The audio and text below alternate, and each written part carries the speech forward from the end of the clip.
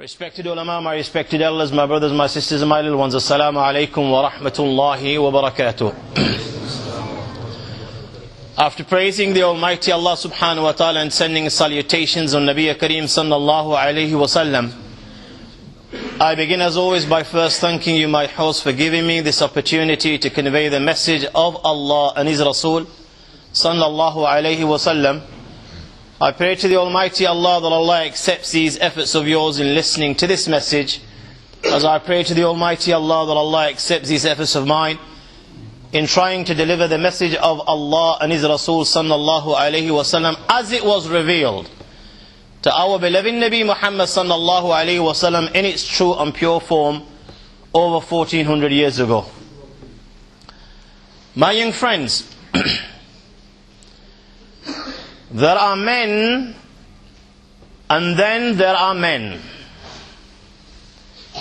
There are men like you and me,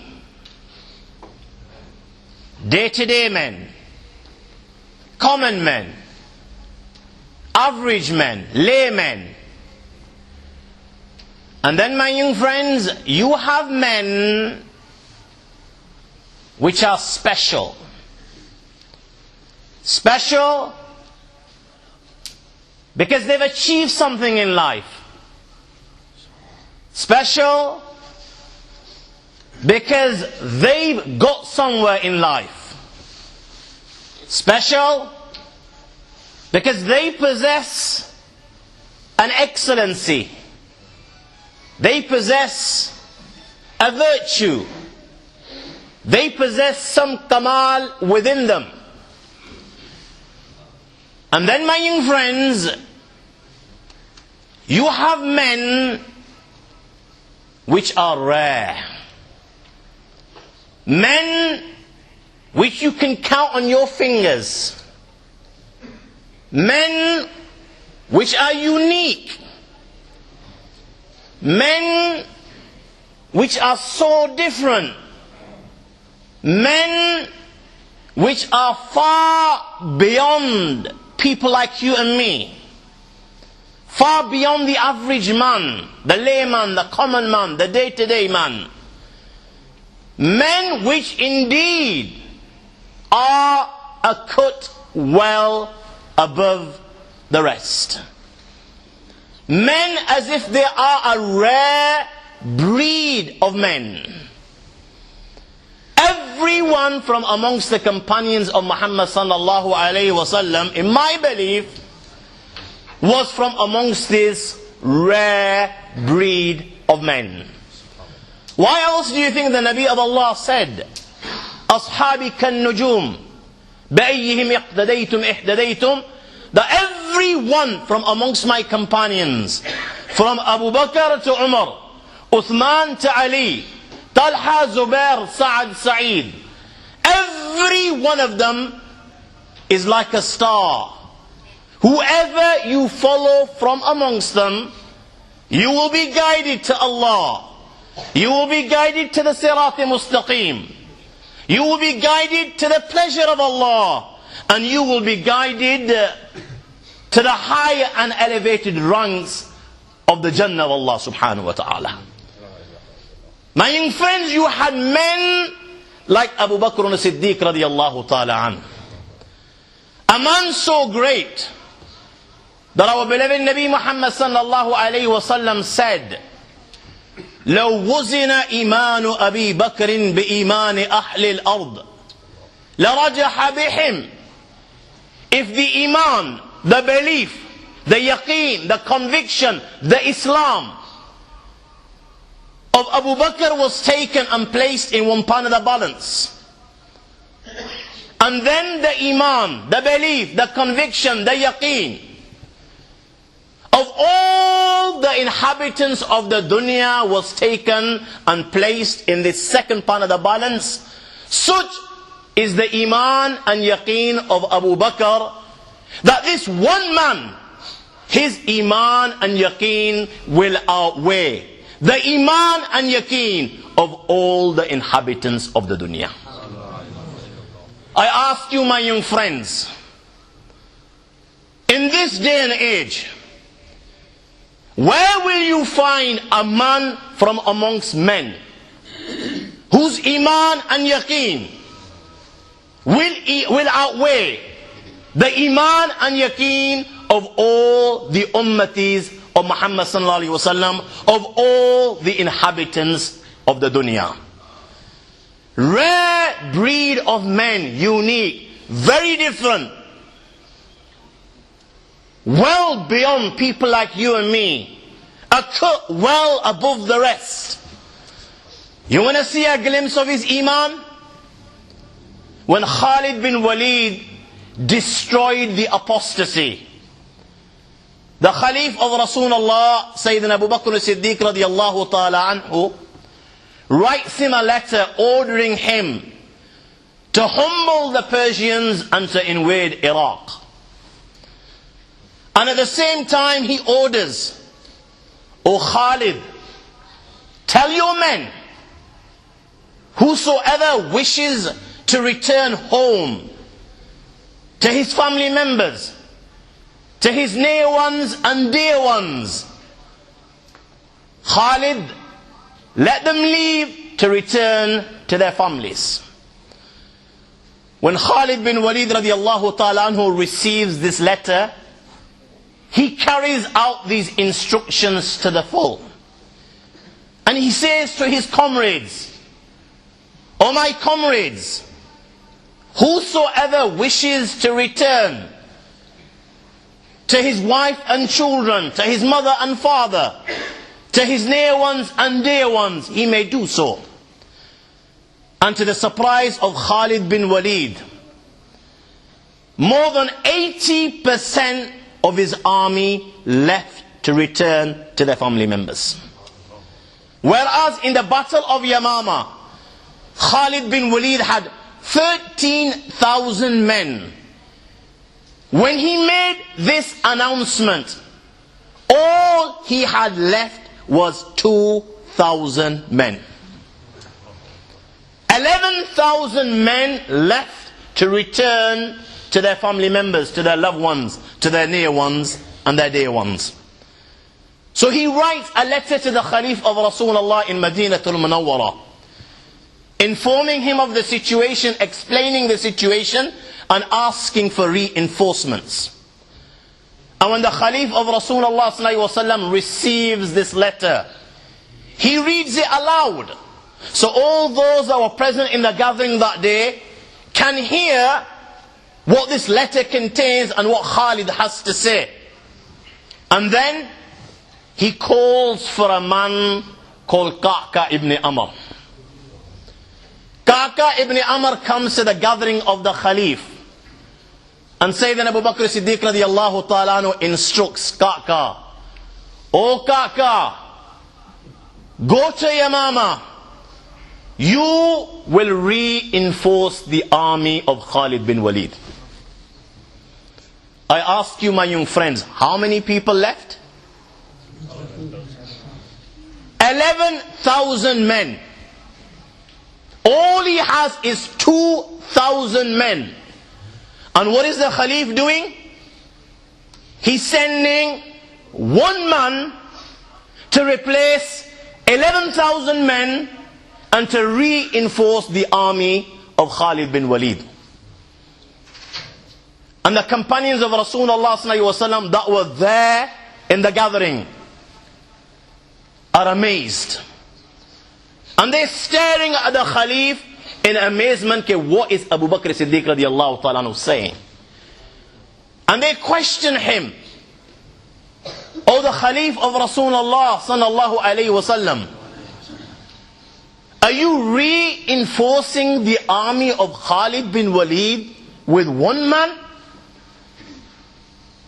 The Khalif of Rasulullah looks at Ka'ka ibn Amr in the eye and says, no army can be defeated if it possesses the likes of this man in its ranks. Go Ka'ka, you will reinforce the army of Khalid bin Waleed. And this one man leaves Madinatul Munawwara, riding his horse, heading for Yamama to reinforce the army of Khalid bin Waleed. This is what the Nabi of Allah meant when he said, لو وزن إيمان أبي بكر بإيمان أهل الأرض لرجح بهم. If the iman of Abu Bakr was placed in the pan of one pan of the balance, and the iman of all the inhabitants of the dunya placed in the second pan of the balance, such is his iman and yaqeen, that it will outweigh the iman and yaqeen of all the inhabitants of the dunya. My young friends, you had a man like Umar Farooq radiallahu ta'ala an. A man so great that our beloved Nabi Muhammad sallallahu alayhi wa sallam said, وَالَّذِي نَفْسِي بِيَدِهِ مَا لَقِيَقَ الشَّيْطَانُ صَالِكًا فَجًّا إِلَّا سَلَكَ فَجًّا غَيْرَ فَجِّكَ. I swear by the one in whose hands my life is in, O Umar, the shaitan does not see you walking down some alleyway, except that when he sees you, you terrify him so much that shaitan, man's greatest enemy, he is so afraid of you that he will not walk in the same street, the same alleyway, the same road, and the same path as you walk. I ask you, my young friends, there's over 1 billion of us worldwide today. Where will you find a man from amongst men from whom shaitan, man's greatest enemy, is terrified and afraid from? Rare breed of men, unique, very different, very special, occur well above the rest, well beyond the common man, the day-to-day man. And from amongst this rare breed of men, you had a man called Khalid bin Waleed radiyallahu ta'ala an. May Allah be pleased with him. Whereas you had Huzaifa ibn al-Yaman, a man so great that he became Sahib al-Sir, the one that would keep the secrets of Rasulullah sallallahu alaihi wasallam, the one Rasulullah would trust and share secrets with him, and he would keep the secrets of Rasulullah, and he became known as Sahib al-Sir Rasulullah sallallahu alaihi wasallam. You had men like Abu Ubaidah, inna li kulli ummatin ameen, wa aminu hadhihi al-umma Abu Ubaidah ibn al-Jarrah, a man so great that he became the trustworthy one.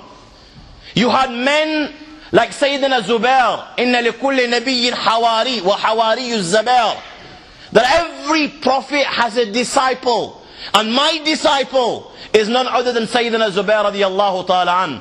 Whereas Huzaifa became the keeper of the secrets, Abu Ubaidah became the trustworthy one, Zubair became the disciple. My young friends, this man was so great that this man became none other than the sword of the Lord of the Arsh and Kursi. Sword of the Lord of the Arsh and Kursi. My young friends, this man was so great. When Abu Bakr Siddiq radiallahu ta'ala anhu received the mali ghanimat, the spoils of war, the booty of Gishiyah, and Khalid bin Waleed radiallahu ta'ala anhu had sent this booty to Madinatul Munawwara, and Khalid bin Waleed had gained so much booty, so much mali ghanimat, so much spoils of war from Gishiyah, that Khalid bin Waleed had gained in Gishiyah so much booty that it equaled all the booty that Khalid bin Waleed had gained in the 4 battles preceding this one. This is how much he gained just in Gishiyah alone. And he sends this mali ghanimah, this booty, to Madinatul Munawwara, to the Khalif of Rasulullah sallallahu alayhi wa sallam.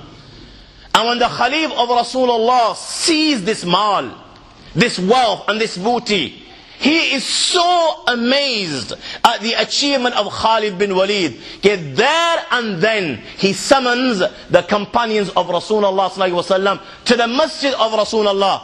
O Muslimano, leave what you're doing, come to the house of Allah. And Sayyidina Abu Bakr Siddiq radiallahu ta'ala anhu climbs the mimbar of Rasulullah sallallahu alaihi wasallam, and he delivers a sermon praising Khalid bin Waleed. And he says, Ya ma'ashara Quraysh, Oh my Qurayshi companions, Ada asadukum al asad. Your lion, referring to Khalid bin Waleed, your lion again has attacked another lion. And again your lion has overpowered him. Your lion has defeated him. Oh Muslimano, a'jazatin nisa an yunshina mithla Khalid. Women can no longer give birth to a man like Khalid bin Waleed. Women can no longer give birth to a man like Khalid bin Waleed. My young friends, he was a man so great.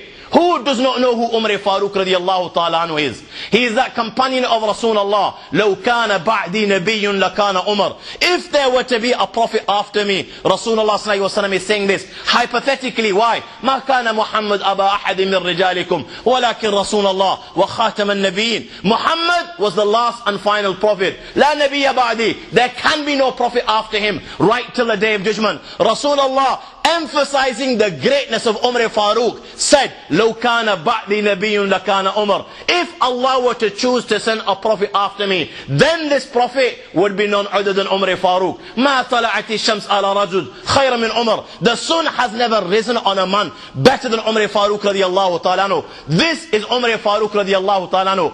Umar Farooq radiallahu ta'ala anhu, the Amir al-Mu'mineen, the leader of the believers. Khalid bin Waleed was so great that the great Farooq had to dismiss him because people began to glorify him.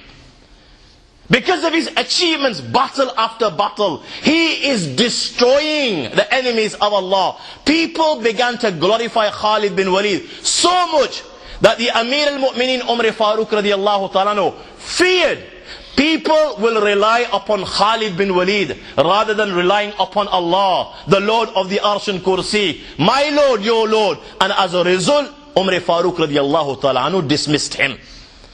My young friends, this man was so great that Umar Farooq himself acknowledged the greatness of Khalid bin Waleed in these words. Before Umar dismisses Khalid bin Waleed, Khalid bin Waleed stands before the Amir al-Mu'mineen. And this is what the Amir al-Mu'mineen has to say to Khalid bin Waleed. He says to Khalid bin Waleed, "O Khalid, you have done, and no man has done as you have done." Subhanallah. O Khalid, you have done, and no man has ever done as you have done. But let me tell you, O Khalid, it is not men that do, it is Allah that does. Allah is the real doer. Allah is the real conqueror. Allah is the one that bestows these conquests upon you, O Khalid. My young friends, this man was so great that this man single-handedly humbled two great empires. You had the Roman Empire and you had the Persian Empire.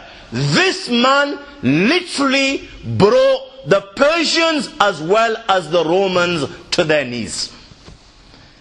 The Persians would melt before him like snow under the hot sun, and the Romans would melt before him like snow under the hot sun. My young friends, this man was so great that he fought 41 battles, 35 over a 7-year period. 41 battles, 35 over a 7-year period. Averages 5 battles a year, 5 wars a year. Every second month he was fighting another battle, another war. Yet not once was he ever defeated, and not once did he ever lose a duel in a battle. They say there are only 2 men in history, 2 generals in history that have never been defeated. They say Genghis Khan was one of them, and Sayyidina Khalid bin Waleed radiallahu ta'ala anhu was the other. Where was this man going to be defeated in battle? As whenever he participated in battle and fought in battle, he would have with him the blessings of Rasulullah sallallahu alayhi wa sallam. Battle of Yarmouk, and Khalid bin Waleed radiallahu ta'ala anhu looks worried. And this surprises his companions because they had never seen Khalid in a state like this before. And Khalid tells them to look for his red cup which he has lost in the battlefield. And his companions, the Sahaba, the Tabi'een, his friends, are looking for this red cup on the battlefield. And they find this red cup and they give it to Khalid. And there's a smile on Khalid's face. His face has lit up. And his friends asked, those that didn't know, "Oh Khalid, what is so special about this red cup that today you jeopardized our lives on the battlefield?" And Khalid bin Waleed radiallahu ta'ala said, when my beloved Nabi Muhammad sallallahu alayhi wasallam in Hajjatul Wida had his head shaved, I came to Rasulullah sallallahu alayhi wasallam and I took some of the blessed hair of Rasulullah sallallahu alayhi wasallam from him. And the Nabi of Allah said to me, "Oh Khalid, what will you do with these hair?"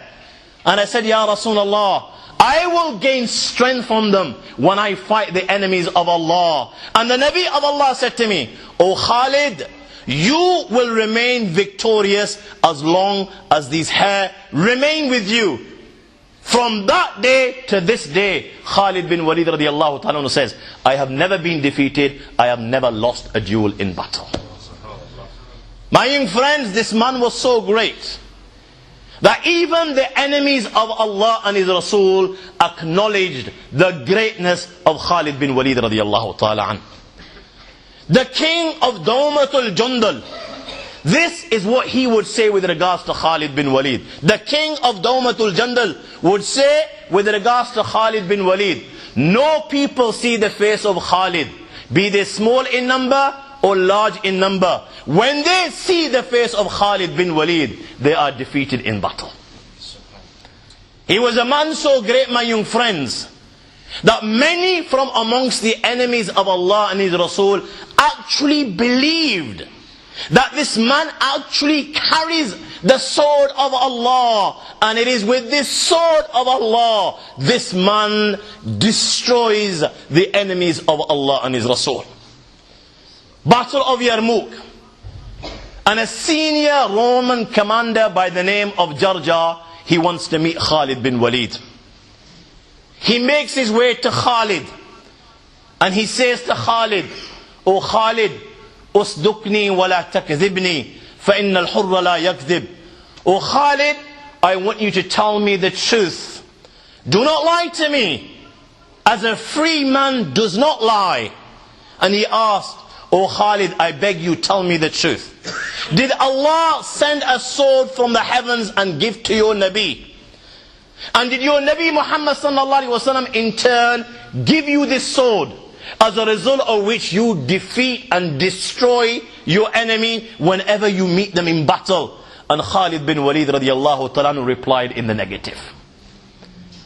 And he told him as to why he was called the sword of Allah. And this had such an impact on the heart of Jarjah, the honesty of Khalid bin Waleed, that there and then Jarjah's next question, "O Khalid, tell me, what do you invite towards?" And Khalid said, "I invite towards the worship of the one Allah, the Lord of the Arsh and Kursi, my creator, your creator. I invite towards Iman, Islam. I invite towards Muhammad sallallahu alaihi wasallam as being the last and final messenger." Jarjah asked, "O Khalid, tell me, if somebody were to embrace your religion and declare the kalima la ilaha illallah, what would his maqam and status be in your religion?" Look at the wisdom. Khalid bin Waleed responds, "O Jarjah, my deen is so beautiful that in my deen everyone is equal. The black, the white, the Arab, the non-Arab, the poor man, the rich man. In my deen, when it comes to the teachings of Allah and His Rasul, and when it comes to showing obedience to Allah and His Rasul, we are all equal. The black one, the white one, the high one, the low one. When the poor has to bow down and prostrate before his creator, then the king living in his palace has to bow down and prostrate before his creator. When the poor man has to fast, then the king has to fast. When the poor man has to do good, then the rich man has to do good. This is the maqam and status of everyone in our deen." His final question,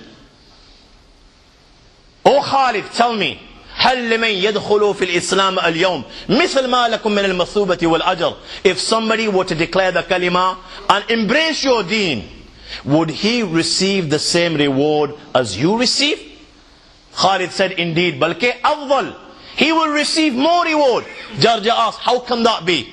How can he receive more reward when you declared the kalima before him? Look at the wisdom of Khalid bin Waleed. عُدُوا إِلَىٰ سَبِيلِ رَبِّكَ بِالْحِكْمَةِ وَالْمَوْعِظَةِ الْحَسَنَةِ.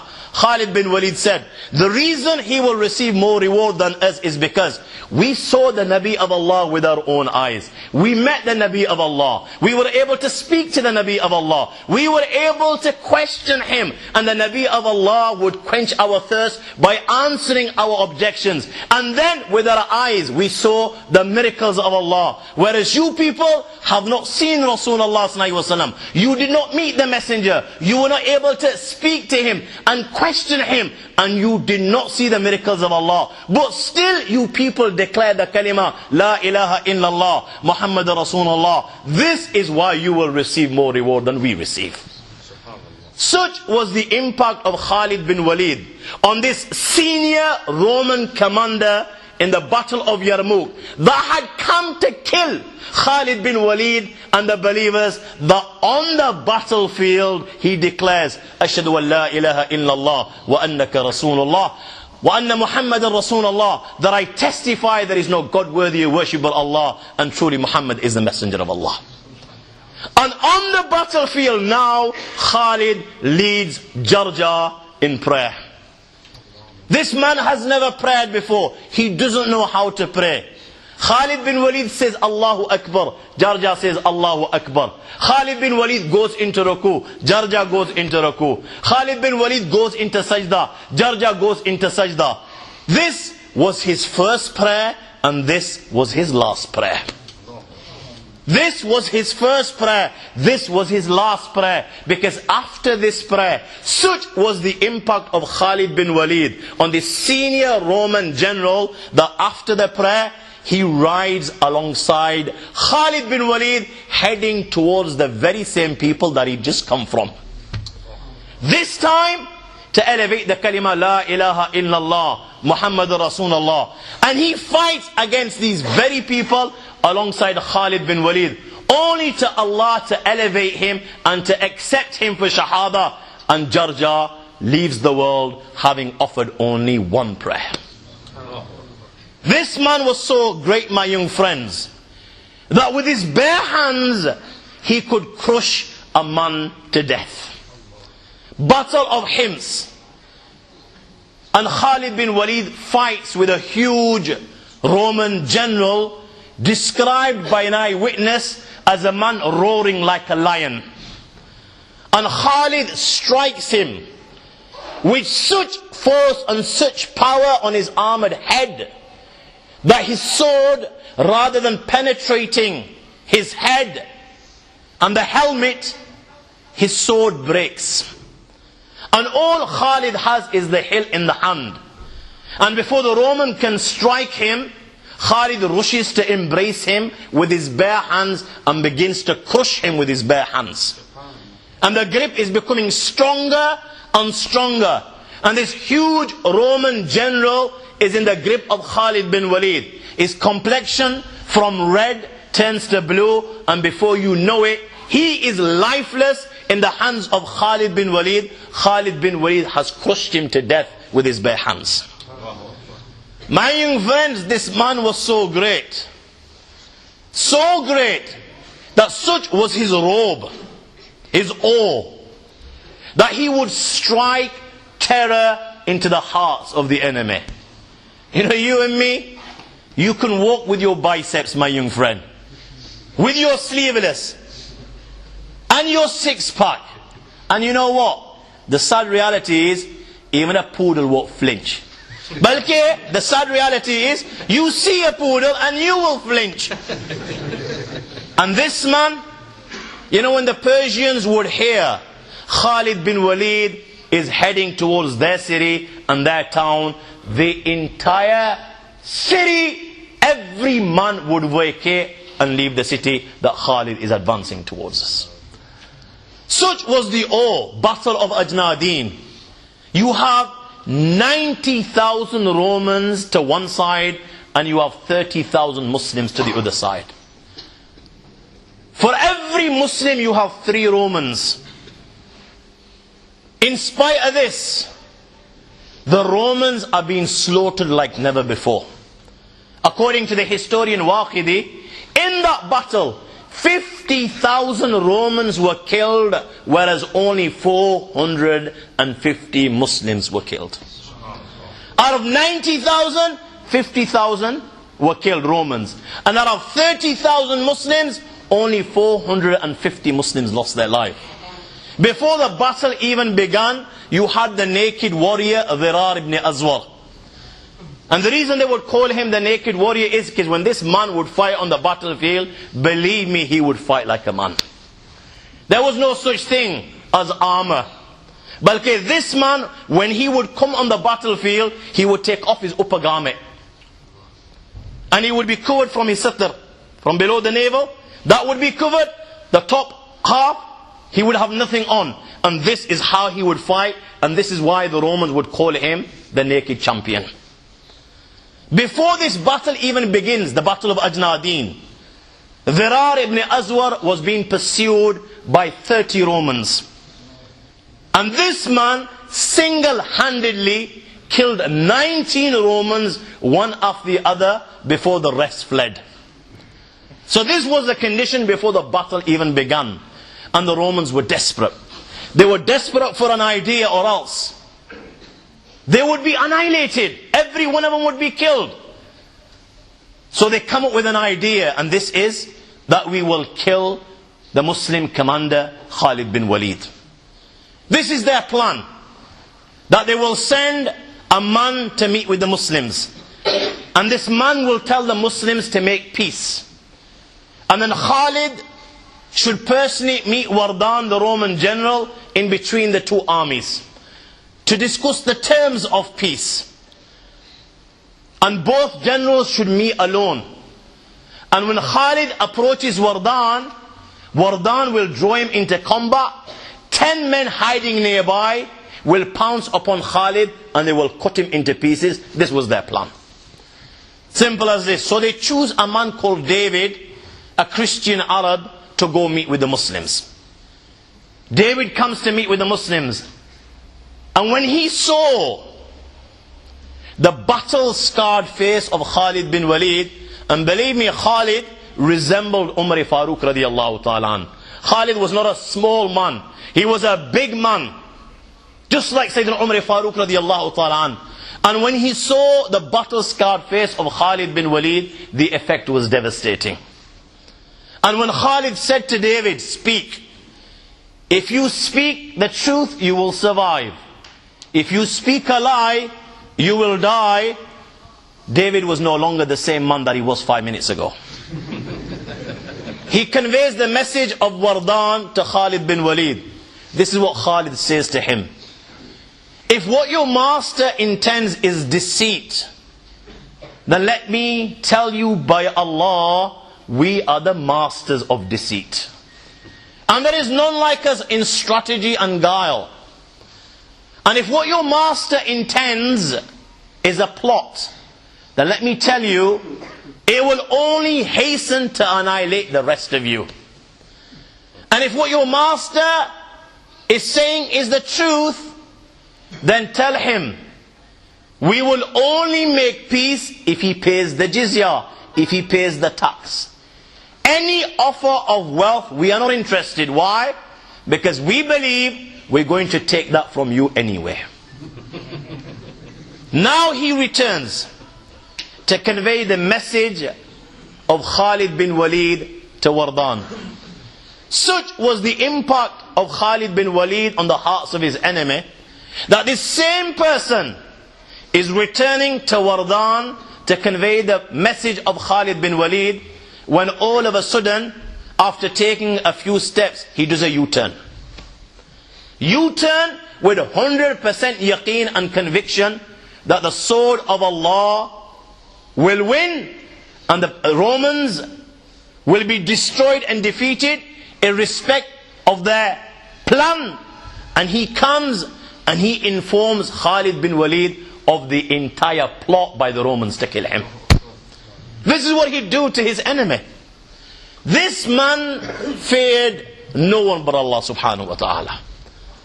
Battle of Yarmouk, and you have 200,000 Romans to one side, and to the other side you have around 40,000 Muslims.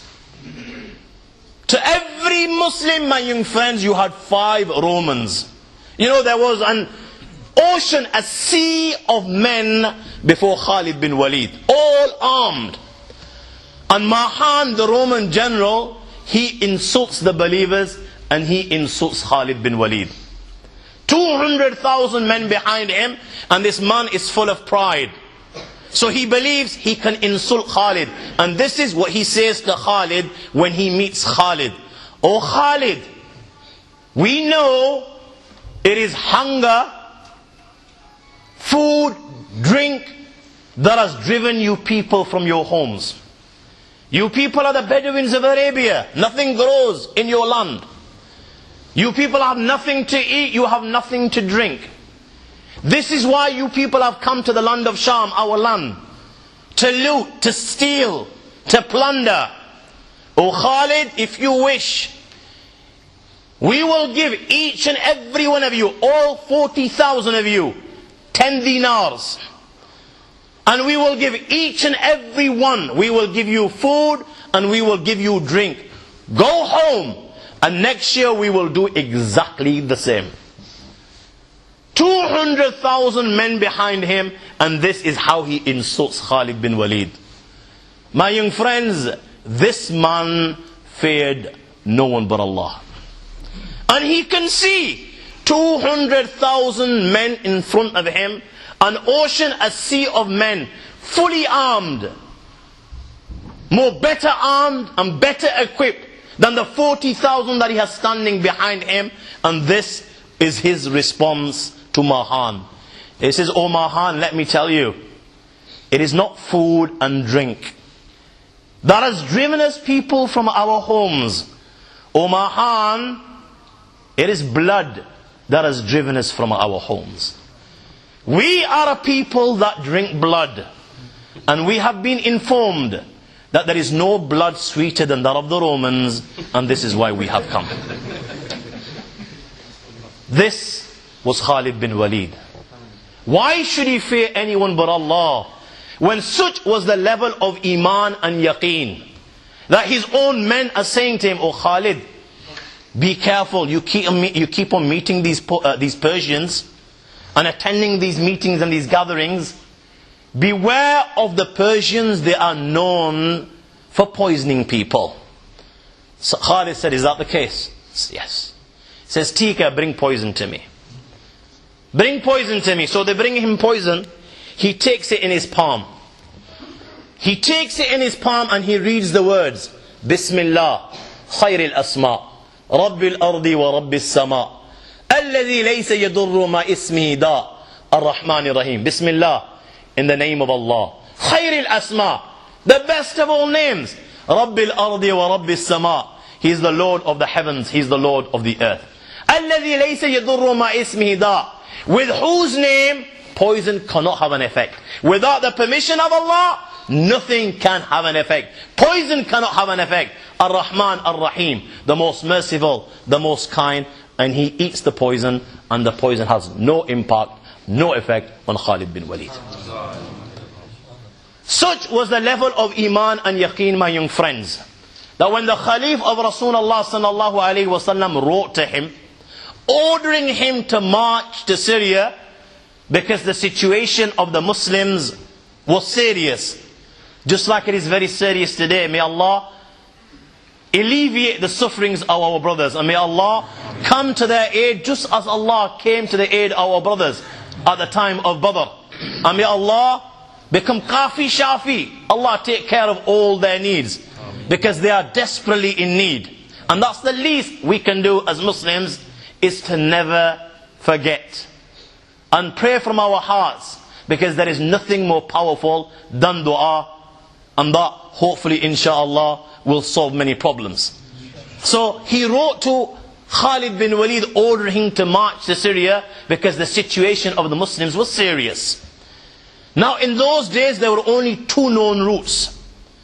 There was the normal caravan route. However, this route was long.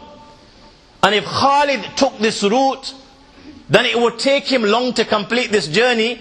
Whereas the Khalif of Rasulullah ﷺ has instructed that the situation of the Muslims is serious. The second route was the northern route. However, this would involve confrontation with the Romans. And that would delay Khalid bin Waleed. If Khalid kept on fighting Romans on the way to get to the land of Sham for the Muslims, that wouldn't help him because the situation of the Muslims is serious. So Khalid bin Waleed radiallahu ta'ala asked the army, does anyone know of any other route? And nobody knows of any other route. He asked again and again and again, till a warrior by the name of Rafi ibn Umayyah stood up and volunteered and said, Khalid, I know of another route. However, Rafi said, oh Khalid, this route that I know involves crossing a waterless barren desert around 120 miles long. Waterless, no water there, barren, nothing there, no vegetation, nothing grows, nothing whatsoever other than sand for around 120 miles. And at the same time, oh Khalid, it involves 5 days of extreme hardship with not even a drop of water. You will not even find one drop over 120 miles. And there is the fear that you will lose the way, and as a result, everyone will die. Oh Khalid, you cannot take this route with an army. I swear by Allah, even a person traveling alone cannot take this route without seriously jeopardizing his life. You know what Khalid said? Very quietly he responded, O Rafi, O Muslimano, this is the route that we will take. And his soldiers are looking at him in a state of shock. This is what Khalid had to say. Look at the iman and yaqeen. He says to them, لا يضعفن يقينكم. لا يضعفن يقينكم. Do not allow your yaqeen, your iman, your belief in Allah and His Rasul sallallahu alayhi wasallam, your resolve to become weak. Why are you allowing your iman and your yaqeen to become weak? وَاعْلَمُوا. Know أَنَّ الْمَعُونَةَ تَأْتِي عَلَى قَدْرِ النِّيَّةِ. Know that the help of Allah comes according to your intention. And when you have Allah, and when you have the help of Allah, then why should you fear anyone other than Allah? These words had such an effect on his army that every one of them said, أنت رجل قد جمع الله لك الخير فشأنك. O Khalid, you are a blessed man. You are a man for whom Allah has gathered good. O Khalid, do as you please. Each and every one of us are behind you, and we will do as you order. My young friends, Khalid bin Waleed leaves with 9,000 men. 9,000 men. And when Khalid leaves with 9,000 men, Rafi ibn Umayyah pleads again, O Khalid, I swear by Allah, you cannot take this route with an army. I swear by Allah, even a person traveling alone cannot take this route without seriously jeopardizing his life. Look at that level of iman and yaqeen, that Khalid pays no attention, and he leaves with 9,000 men on a route which has never been taken by any army ever before, and will never be taken by any army ever again. 9,000 men, and out of these 9,000 men, there is only one man who knows the route. It It involves crossing a waterless barren desert, 120 miles. It involves 5 days of extreme hardship without a single drop of water and the fear losing the way. Look at the iman and yaqeen. Khalid leaves with 9,000 men. In the month of June, when the sun does not forgive, when the sun is merciless, and you know the heat of Iraq and Arabia, 40, 50 degrees centigrade in an open, waterless, barren desert. He leaves with 9,000 men in such a condition, my young friends, that on the 4th day, there was not a single drop of water. 9,000 men, and between them, they do not have one drop of water, and they're still walking, heading towards the land of Sham. The 5th day, they do not have one drop of water. My young friends, the throats are on fire. Their tongues have swollen. The words flowing in their minds, Hasbunallah wa ni'mal wakil. Allah will suffice us. Allah is the best of protectors. My young friends, the men reach the limit of human endurance. The one man out of 9,000 men that knew the route, even he became blind. But such was the level of yaqeen, my young friends, that Khalid bin Waleed crossed this desert, and he succeeded in crossing with 9,000 men. Not one dropped dead. 9,000 men crossed this desert, and when they get to this spring, after this desert, the very same man, Rafi ibn Umayrah, comes to Khalid bin Waleed with a smile on his face, and he says to Khalid, "Oh Khalid, I have only ever alighted at this spring once in my life. I've only ever come here once, and that was 30 years ago when I traveled with my father as a child. This is the only time I have ever crossed this desert." This is what you call iman, and this is what you call yaqeen. My young friends, what have I got about? 2 minutes? 5 minutes. Guys, 5 minutes it is. I don't know what part to tell you, what part not to tell you. So I might just not tell you anything and finish. I'm just going to conclude by telling you as to how he got his name, the Sword of Allah. And I think that will suffice for today. Battle of Muta.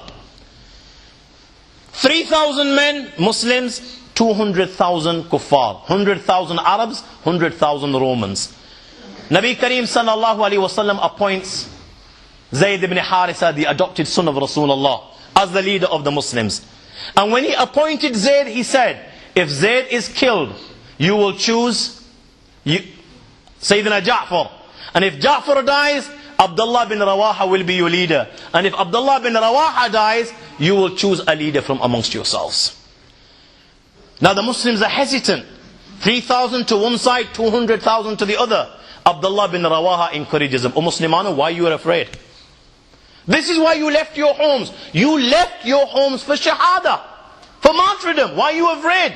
O Muslimano, remember, we never fight by our large numbers. We never fight by our strength in arms, in weapons, planes, tanks. No, no, no. We fight by Allah and we fight by Islam. And it is through Islam Allah elevates and Allah honors us. You are sure of one or two things. You are sure of shahada or you are sure of victory. Saying this, he encourages the believers and the battle begins. And just as Nabi Kareem sallallahu alaihi wasallam predicted, Zayd ibn Harisa was the first to die. Rasulullah is in Medina. The Muslims are fighting in Jordan, in Muta, hundreds of miles away. And miraculously Rasulullah can see what is happening. And as the battle continues and unfolds, Rasulullah sallallahu alaihi wasallam is informing the Sahaba in Medina. Ja'far takes the flag of Islam. And you know what he does first? He takes his sword and he disables his horse. He cuts off the legs of his horse. Why? He'd made firm intentions today. There's no such thing as returning to Madinatul Munawwara. There is no such thing as going back to my wife and children and to seeing the Nabi of Allah. Today is the day Ja'far will see Allah and meet Allah. So he made intentions. He takes the flag in one hand, the sword in the other, and he advances towards the enemy. And the enemy cut off one hand. He takes the flag in the other. The enemy cut off the other hand.